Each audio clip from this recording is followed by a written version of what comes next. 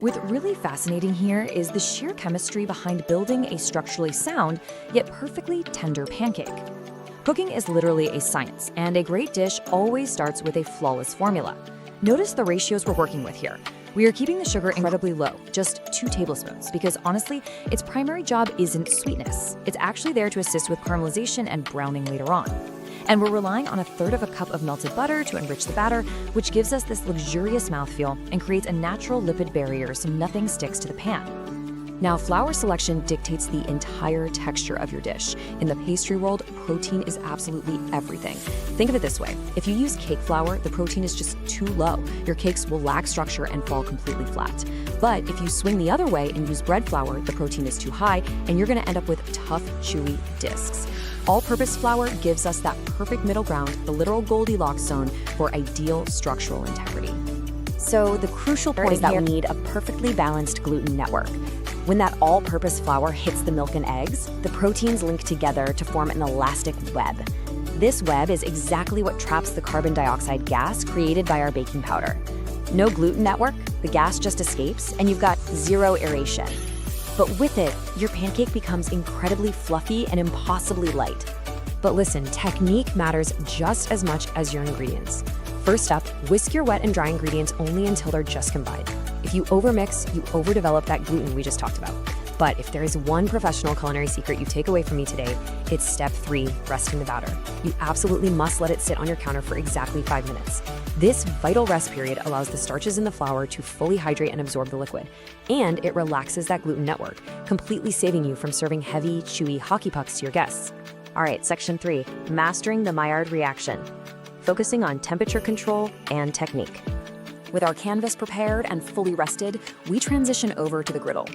This is where thermal energy transforms our wet batter into a textural masterpiece. We are absolutely relying on the Maillard reaction here. You know, that beautiful chemical process between amino acids and reducing sugars that literally gives browned food its deep, complex, savory flavor. But to achieve this, you need strict temperature control. You want a steady, medium heat. We're talking around 350 to 375 degrees Fahrenheit on your griddle. If it's too cold, they just steam and turn pale. Too hot, they'll burn way before the center ever gets a chance to cook. And here's a pro tip. In professional kitchen, we don't just blindly stare at a timer, we use sensory cues. You want to look for bubbles rising through the center of the batter that actually pop and stay open. And watch for those outer edges to turn matte and solid before you even think about reaching for your spatula to flip them. But hey, if your batter misbehaves during service, you've got to think on your feet like a chef. If it's getting a bit too thick as it sits, well, that's just the starches continuing to hydrate. Gently fold in a tiny splash of milk. If it's too flat, your baking powder might be expired, failing to create CO2, or maybe you accidentally grabbed the wrong flour. Always trust your eyes and adjust your chemistry accordingly. Finally, we hit section 4, elevating the variations, exploring 4 Michelin-inspired flavor profiles. Now for the real artistry. We're going to elevate this simple base into 4 distinct, highly composed flavor profiles, using premium substitutions that will absolutely stun your palate. Our first masterpiece is this vibrant Korean Western fusion. We're utilizing the bold, acidic fermentation of finely chopped kimchi paired with delicate seafood. You could use fresh squid or some nice small shrimp. The shallot adds this sharp aromatic note, while the gochujang, which is a fermented Korean chili paste, brings incredible depth and just a perfect mild savory heat. Now, the absolutely essential professional technique here is par cooking. You must briefly saute the squid and shallots first. Squid releases a vast amount of water when it hits the heat, right? If you put it raw straight into the batter, it'll turn your pancake into a soggy mess. But by pre-cooking it in a touch of oil with the gochujang, that released water emulsifies beautifully with the chili paste. It creates this spicy seafood sauce that seasons our batter from the inside out, all while keeping the squid perfectly tender. Next up is a classic flavor trio, but completely elevated. We are using a high-quality smoky beef bacon for an intense, savory crunch, and we're pairing it with a heavily aged sharp cheddar. In a complex dish like this, a mild cheese is just going to disappear into the batter. You need an aged cheddar that commands attention. And then, fresh chives provide that essential allium brightness to cut right through all that richness. Again, technique is paramount here. You absolutely must pre-cook and render that beef bacon until it's beautifully crisp before it goes anywhere near your batter.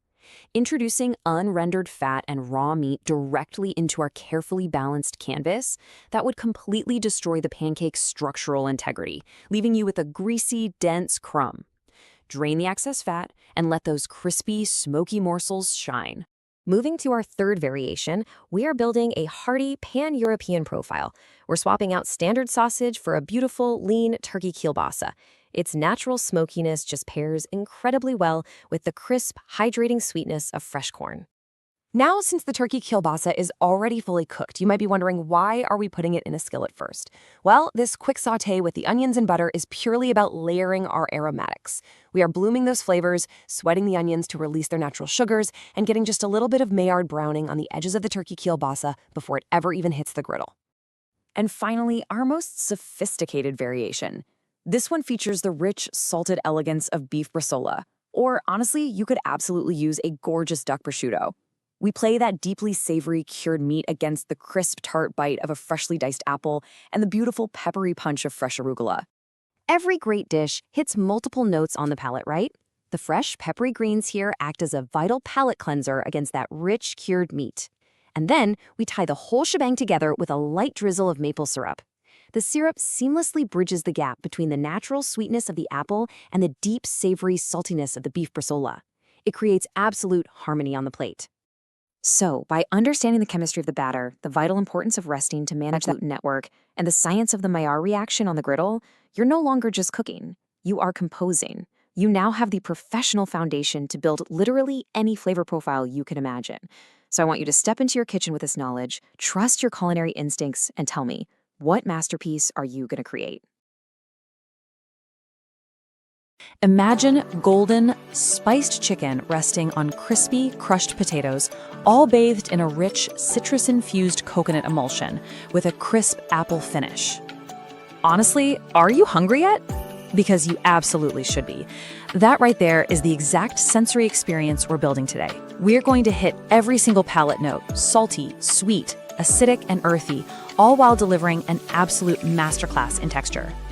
All right, let's jump straight into section 1, the Michelin transformation. To pull this off, we're taking a fantastic original Woolworths recipe by Abigail Donnelly, and we're putting it right under the microscope of a professional kitchen. Now, this explainer isn't just going to be a boring list of steps. Anybody can follow a list, right? But a chef understands the why.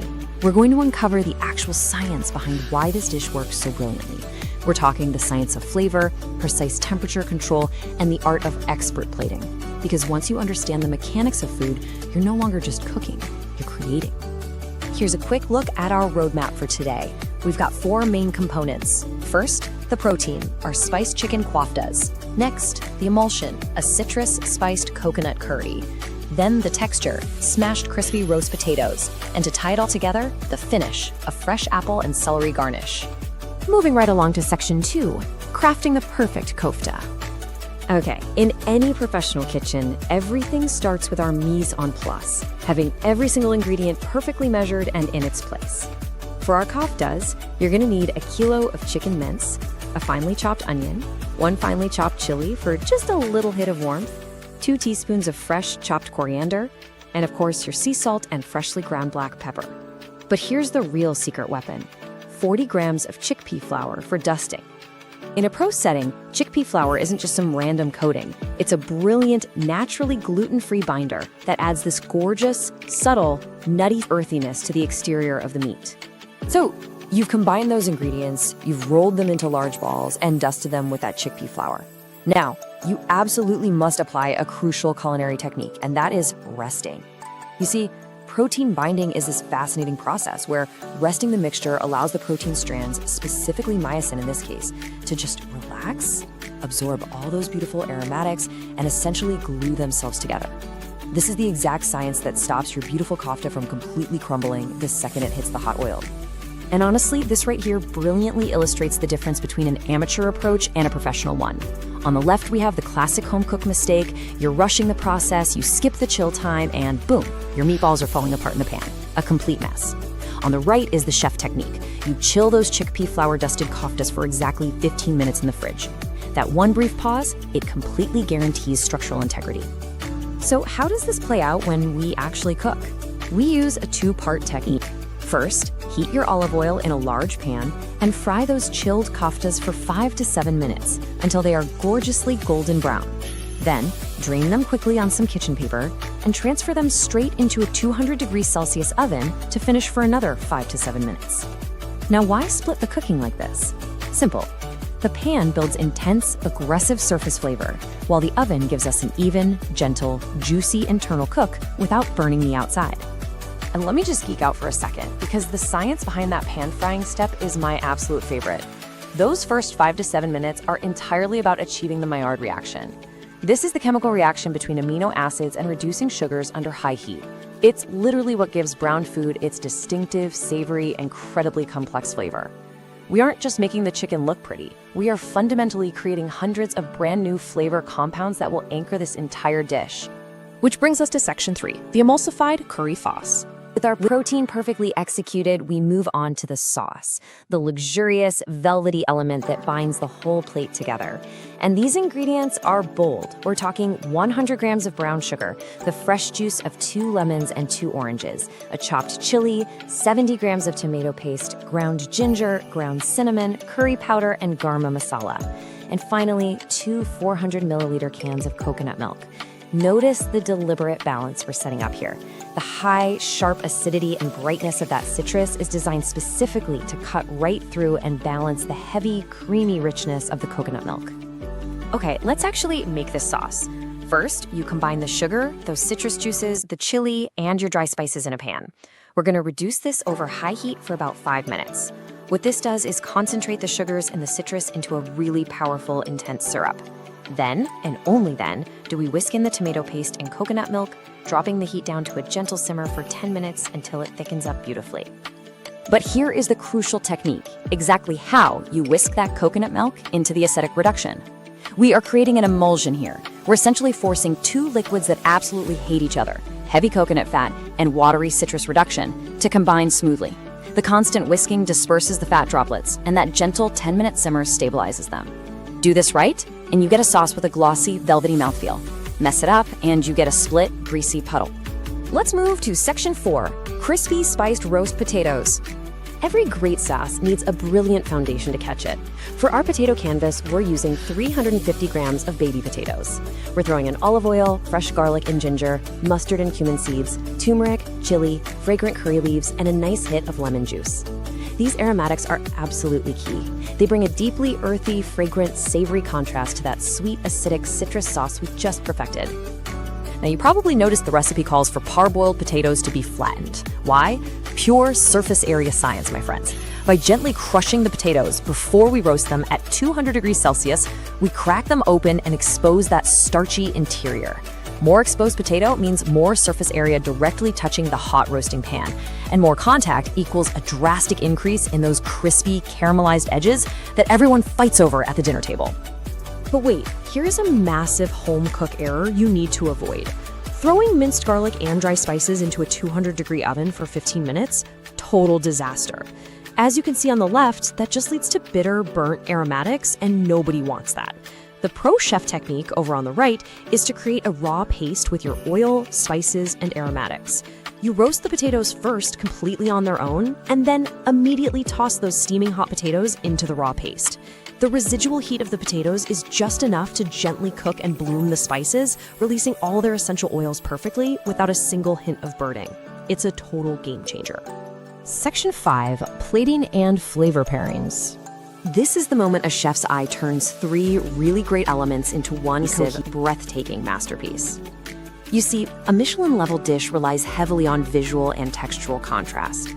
For our garnish, we're taking 2 Granny Smith apples and slicing them into incredibly fine matchsticks, or a julienne, along with 50 grams of celery sliced into delicate ribbons, all tossed with fresh lemon juice. We finish the whole shebang with freshly grated coconut and fresh coriander. Now, this isn't just about making it look pretty for a photo. This is the true art of the finish. To build the plate, we lay down our earthy, crispy potatoes, we top them with those juicy, savory koftas, and we luxuriously pour over our emulsified sauce. Then we crown it with that fresh garnish. Why? Because the sharp, raw, acidic crunch of the green apple and celery cleanly cuts right through the palate-coating richness of the coconut curry. It perfectly balances the fat and acid, literally resetting your palate with every single bite. Finally, Section 6, Storage and Recipe Variations. Looking at our matrix here, you can see just how wonderfully flexible this dish actually is. For storage, pro tip, always keep the components separate in airtight containers in the fridge for up to 3 days. When you reheat it, please don't just throw it in the microwave. Use the oven to bring the crispness back to your potatoes and gently warm the sauce on the stove so your beautiful emulsion doesn't break. If you're cooking for vegetarians, it's an easy fix. Just swap the chicken mince for a hearty blend of lentils and finely diced mushrooms for a stunning, earthy alternative. And dietary-wise, as long as you make sure your chickpea flour is 100% pure, this entire masterpiece is naturally gluten-free. Well, we have covered a lot today. We've gone over protein binding, the absolute magic of the Maillard reaction, and how to build a perfectly stabilized emulsion. So I want to leave you with this one thought. Now that you understand the professional science behind transforming simple food, how are you going to elevate the humble ingredients sitting in your pantry tonight? Thank you so much for joining me in this explainer. Now, get into the kitchen and go create something amazing.